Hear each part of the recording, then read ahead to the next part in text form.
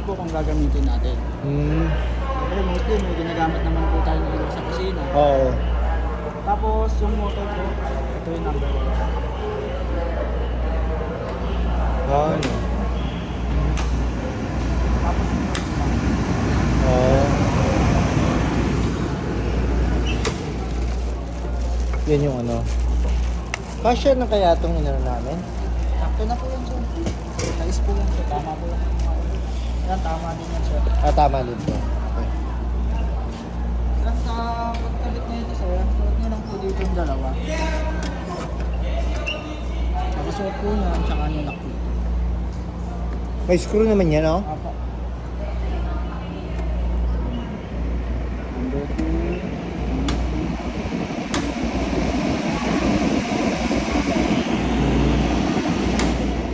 Tapos sir, yung sa cleaning po pala sir, yung sinabi ko po sa inyo kanina sir. Unang-una, liquid soap or honey water lang po. Pwede din po tayo gumamit ng soap brush kung gusto natin, para hindi lang po siya madepot. Tapos pagka sobrang oil po niya, pwede natin siyang gamitan ng mainit na tubig para ma-wash out yung oil. Tapos, Pwede ba siyang ibabad? para sa akin sir, hindi po siya advisable. Oo.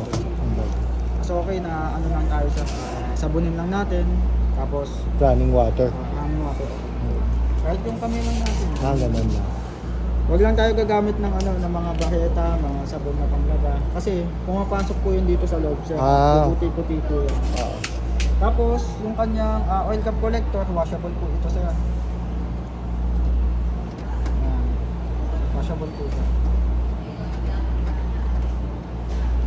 Yung motor, hindi ko na po siya tatanggalin no sir. Ito natatanggal naman po siya kahit tayo na lang po yung ano. Tanggalin lang natin yung lock dito. Tapos ikot natin, bababa na po natin. Yun lang po. Sige.